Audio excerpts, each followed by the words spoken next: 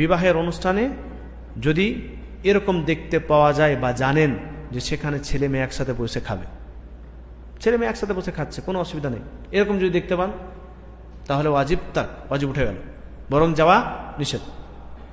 তো দাওয়াতের অনুষ্ঠানে প্রথম শর্তই হচ্ছে এটাই, দাওয়াতের অনুষ্ঠানে যদি কোনো মন্দ কাজ হয় তাহলে সেখানে যাওয়া যাবে না, যদি আপনার মধ্যে এই ক্ষমতা থাকে যে সেটা আপনি প্রতিহত করতে পারবেন, রুখতে পারবেন, বাধা দিতে পারবেন, তাহলে আপনার উপর যাওয়া জরুরি। দুটি কারণে, একটা হচ্ছে আপনি দাওয়াত গ্রহণ করবেন, দ্বিতীয় হচ্ছে আমর বিল মারুফ ওয়া নাহি আনিল মুনকার, অর্থাৎ ভালো কাজের আদেশ দেওয়া এবং মন্দ কাজের বাধা প্রদান। তো যদি আপনার ক্ষমতা আছে, আপনি দেখছেন যে বিবাহের অনুষ্ঠানে গান বাজনা হচ্ছে, বিবাহের অনুষ্ঠানে গান বাজনা হচ্ছে, আপনার মধ্যে এই ক্ষমতা আছে যে আপনি পারবেন, আপনি সমাজের একজন সম্ভ্রান্ত ব্যক্তি, সমাজের একজন আলেম, সমাজের এমন ব্যক্তি যার কথা শুনে মানুষ, তো এরকম যদি আপনার মধ্যে এরকম ক্ষমতা যদি থাকে তাহলে সেই বিবাহের অনুষ্ঠানে আপনি অংশগ্রহণ করবেন, দাওয়াত গ্রহণ করবেন এবং সেই অন্যায়টি বাধা দেওয়ার চেষ্টা করবেন। মানে যিনি গার্জেন, ছেলের পিতা, তাকে গিয়ে ডাইরেক্ট আপনি বলবেন যে গান বন্ধ করেন, নচেত আপনার এলাকার কোনো মানুষ সেখানে শরীক হবে না।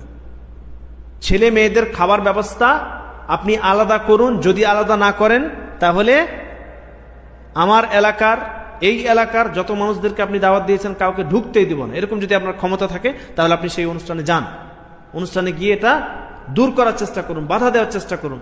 এগুলো তো আপনারাই পারবেন।